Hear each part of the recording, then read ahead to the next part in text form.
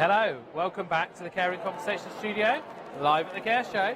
Right, we're here with Russell. Hi Russell. Hello, how are you doing? I'm good, thanks. How are you? Very good, thank you. Good, busy day? Yeah, it's been incredibly well attended, this event, much more than I was expecting it to be, which I don't know whether I was being a bit conservative in my expectations, but no, it's been extremely well attended, which has been great. Real good buzz about the place and a lot going on. I don't know if you've had a chance to go out and see some of the seminars that have been going on, but been overflowing. There's not been enough seating. I've walked past a couple and they've been really overfilled, which is brilliant. Do you want to tell us a little bit about who you are and what you do? Yeah, sure. So my name is Russell Peller. I'm an interiors consultant and the founder of Interiors by Amara Hammond, and we specialise in interior refurbishments of care homes. We do new builds as well, but refurbishments is our speciality, a bigger challenge, and we cover care homes throughout the whole of the UK. And we're going to talk about today about kind of using that for sales and marketing, or your kind of thoughts on sales and marketing, right? So, see, a big part of when you refurb a building is the aesthetic, right? As well as making it comfortable for your residents, you're trying to up the look, up the value, up the quality of your home. So, do you want to talk a bit about that? Yeah, no, it's good. It's there's quite a drive at the moment for care homes to attract self-funders, and it's kind of considered to be the sort of utopia. The new way forward for care homes is to make money, be more profitable, is to attract self-funders. And there's been a couple of conversations happening here today about it. And I was at one just earlier over at the business theatre, and the main focus on that was how to sell and how to attract interest. But the context in which they were talking was as if the interiors of the home was already amazing. And in reality, that's not the case. There's a lot of care homes which are still, they're trying as best they can with the budgets they've got, but the interiors are not really in a position that's going to wow a self-funder that's got money to spend. And that's, I think, it's really a fundamental. If you want to get on the self-funding ladder, you've got to have the right environment to impress them. Yeah, I'd say, when it comes to sales and marketing, you've got to have it's a cake. You've got to have good ingredients in the cake, i.e. your base has got to actually be good and look good and be nice place to be. Because if you try and make it look like it has and then it doesn't, you're never going to win. So I think you need to get those fundamental things sorted, like the quality of the furniture, the design, and things like that. And I guess you can do that without it being, I suppose there's a perception that it's very, very, very, very expensive to refurb a care home, and it doesn't have to be necessarily. It doesn't have to be. It does require investment, and if you're going to make that investment in the first place, it's worth doing it properly. And there's a lot of options available, which I term as one size fits all. Buy a wing chair, buy 10 of them, all in red, and put them in your lounge. Yeah, it's new, but has it made a big difference to the environment of your care home and how nice it looks? Probably not, in reality. So it's about having a bit more of a design-led approach, which allows you to consider, what do we actually need to do to transform this space and allow it to be really effective in attracting the right clients into my care home. And how would you sort of suggest to articulate that, like if you've updated someone's home, how would you suggest they then use that in their marketing?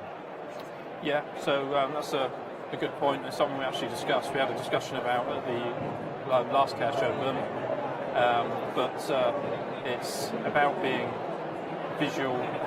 I think we actually talked about this before, but don't use stock images on your website. Use the imagery of your care home. And some of the projects we do, we actually take photography as a sort of bit of a freebie at the end, professional photography, give it to the customer, and we use it for our marketing purposes. We say, you're allowed to use it for yours. And the amount of times we do that, and I don't see it being publicised, I don't see it out there. You've got carehome.co.uk website as well as your own website. You can do a brochure. There's local news outlets you can get it out there on, LinkedIn, social media. So there's so many different ways in which you can help to articulate what you've done in your care home. What's the top tip when it comes to refurbishing or buying furniture? Yeah, what's trendy, what's good, what's interesting, what's great value? What have you got a tip for us? Yeah, that's a good question. I'm probably not going to give you a straight answer on that. The reason being just buy 10 red wingback chairs, right? No? Oh, please, no. The key thing is, from our perspective, is that every care home is different. So it really needs to be a really question of what that care home wants to be. I guess even down to the room as well. I saw a video you shared on social media a little while ago where you were walking through a building, and the room A has a different size window, different light source position to room B to room C, and actually it takes you just applying the same stuff to each space, especially if it's not uniform, because I think you use light and stuff like that, don't you? Because that's an important part of it.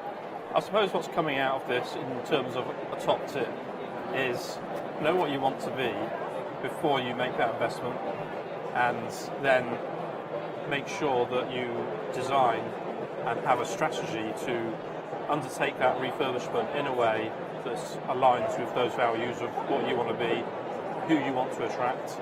And it could be, in a lot of cases, we're not necessarily working with purpose-built care homes. We're working with care homes that are in old properties that have been converted years ago. And some people view that negatively and say, oh, it's a problem, that, because it's not purpose-built, it hasn't got purpose-built facilities, it's an old building, it requires maintenance. But I always try to flip that on its head and say, actually, it's unique. You can't get that in purpose-built. It's a unique building that people think, oh, I actually like that. I can call that home. It's got its own space, its own unique look and feel to it, and that's where I want to be. So if you spend cleverly on those type of buildings, a lot of them have their own natural character, which in itself is amazing and is just not being allowed to speak. So if you complement that, it can contribute to your overall marketing effort. There is something about the kind of abstract quality of being in a opulent environment, which is not predestined, not pre-designed to be a square box to fit the stuff in. That it is, it's got quirky nook here and a cranny and old bits, and there's something quite nice about that, isn't there? Yeah, I actually once had a care home provider in Wales. They had an old building care home, and then they also built a purpose-built care home. And then a few years down the line, I was talking to the director, and they said that in terms of the behaviour, if you like, of the clients and how they were feeling, the ones in the older building were a lot more settled than the ones in the purpose-built care home.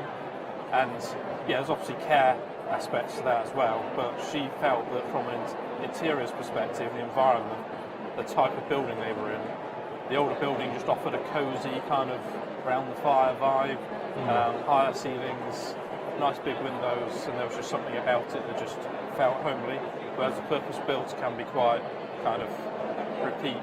Well, sort of they're meant to be, designed like that, aren't they? But I've got one final question for you. It's a big one. All right. Big important question. What's your favourite alternative milk? Favourite alternative milk? I think I'd go with almond. Almond milk, okay. Interesting choice. The wrong answer as far as I'm concerned, but it's your opinion. I go oat milk's my favourite. Yeah, I know oat is a popular one, but it depends what you're having it with. If you're having it with something. Well, I oat in my coffee if it's available. I'm not precious about it, but and then on my probably soy on my cereal actually. That's what I have. That's what's in the bit. Soy in tea as well. I think I have. I'm not averse to a bit of moo juice. I'd say barista almond milk. Yeah. With porridge. With porridge. Oh, okay. Yeah. Nice little. There's a little new one flavour. for you. Right. Well, thank you very much for coming.